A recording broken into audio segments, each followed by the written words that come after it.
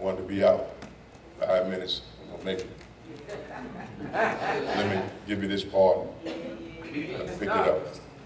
Give me a few tips, because I know you're saying, okay, God, Pastor, how you gonna help us to, because we are confused something about it, the voice of God. And you're gonna help me. Let me give you a few tips.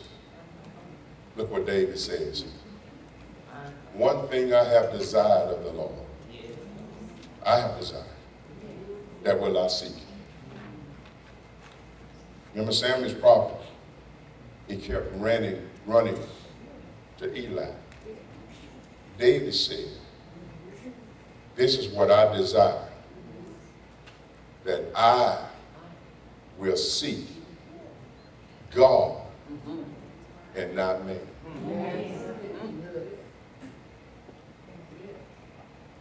When you say, seek my face, verse, my heart said to you, your face, Lord, your face, I will seek. Jeremiah 29 says, you will seek me and do what? Find me. When what happened? When you search for me with all your heart. See, running to man is quicker than searching for God. Seeking God. It's easier. Pastor, I'm in a situation.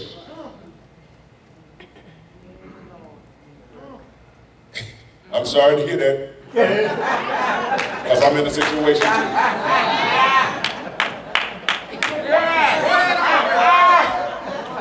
We have a real conversation.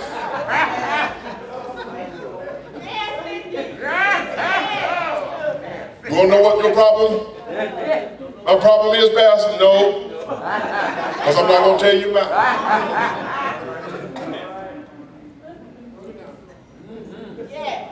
I'm going to tell you what I'm going to do and make a suggestion to you. Seek the Lord while he may be found.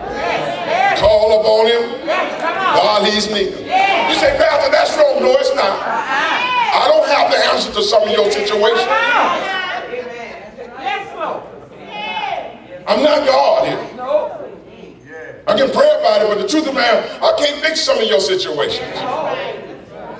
Some of it is deeply spiritual. Some of it is deeply psychological. You can't get over what Bill or Jane done to you. And I can't fix that.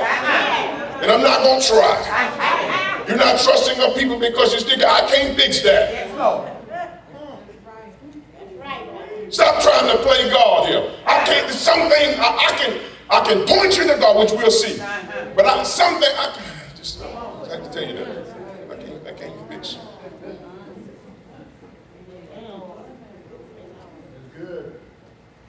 When you got a broken heart that's dealing with love and loss, baby, ain't nothing I can do for you but pray for you. Because I can't heal your broken heart. Only God and time and growth will be able to do that. Some things time will heal. Understanding as you grow and mature will bring healing. God.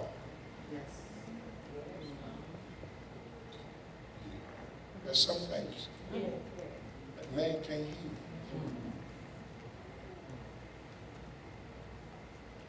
That's just the honest truth. So you might as well go and get to know that. Now, I'm not saying don't call me when you got a crisis. That's for you. I'll tell you when you first start whether or not I'm ready to intervene in the rest of that conversation. And I ain't got no problem cutting y'all and say, hey, y'all know how I'm like, hey, baby, shh, I'm right in the middle of something. Give me a time when I can call you back. I ain't lying to you. So when you hear me say that, the pastor's like, oh man, I told the pastor, he wasn't even interested. It's not that I wasn't interested, baby, I couldn't help it. And I knew I couldn't. So I'm not interested in your business if I can't help it. Here it becomes what this is becoming a God chasing after God.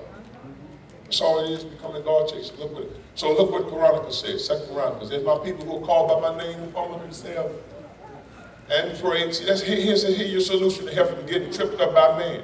And seek my face and turn from their wicked ways, then I will hear from heaven and forgive their sins. But here's this, you got the people that call by me, humble yourself and pray and seek his face. You got to do that. Isaiah 45:11, look what it says. Thus said the Lord, the Holy One of Israel, ask me of things to come. Why don't you talk to God first? Yes. Instead of going to man first, go to God first. Let God direct you to what man, what individual, who to go to. But don't go to him after Pastor can't help you. Go to him first. You may find out that you can take it to the Lord and just leave it there. Go to him first. He said, ask me.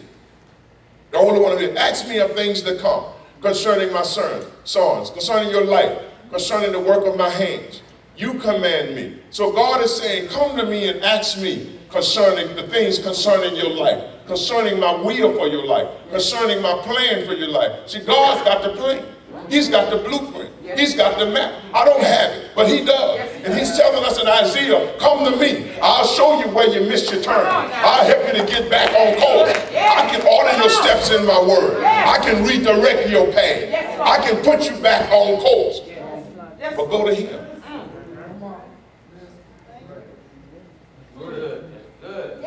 Here's where I'm going to start going and close. Because I'm closing. Getting into position to meet God. This is what Eli did right. I call it point and pose. It's really, pose is my word for position or posture. Because what Eli did was right. Even though he had his own issues, what he did was right.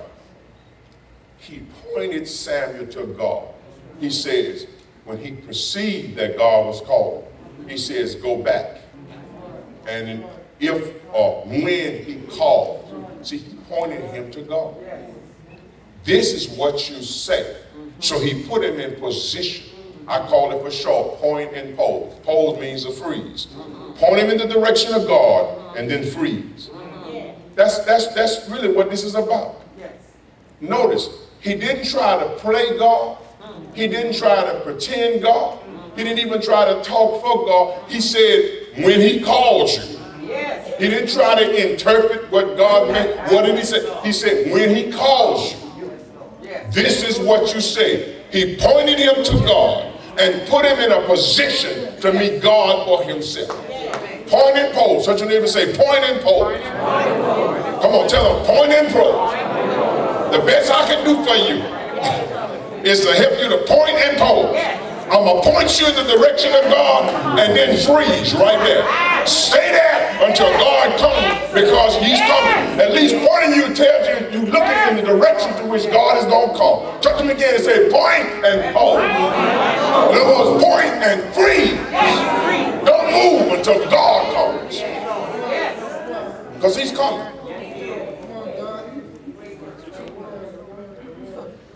The Lord called Samuel again the third time. Here it is. Eli perceived that the boy was being called. And Eli said to Samuel, go back, lie down.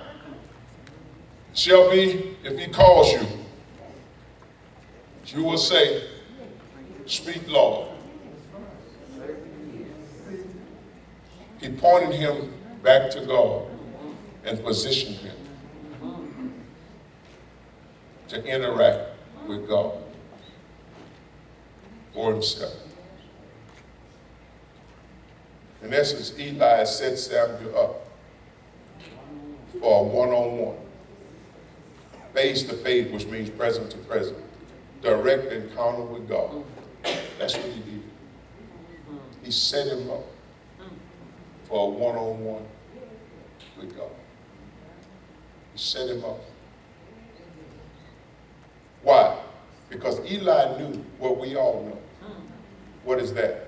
When you meet God for yourself, everything about your life change for good, change, and forever. I don't know nobody that ever met God who liked it.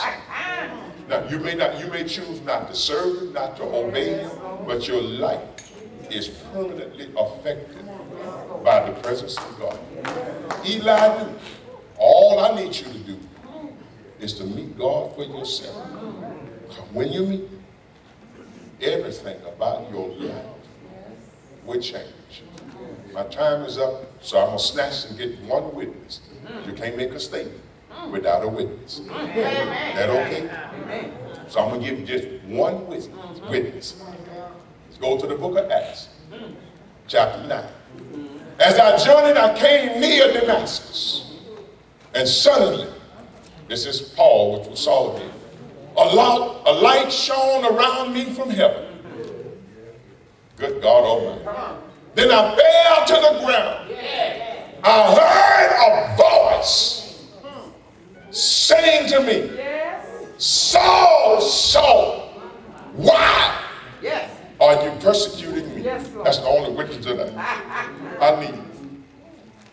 And he said, meaning Paul, who are you, Lord? He said to me, I am Jesus, whom you are persecuting. It is hard for you to kick against the goal. Yes, Lord. What do you want me to do? Go on to the Damascus. There you're going to find in a place a certain prophet who I've already spoke to in a dream or a vision and told him that you're coming.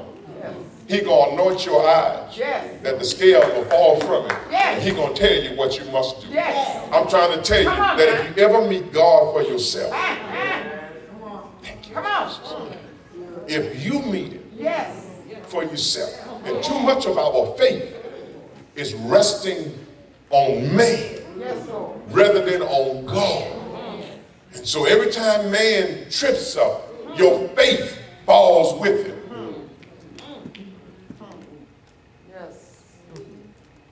Let's close. He said he felt, you see the rest of it and all. Well, let me give you a closing statement just to help you.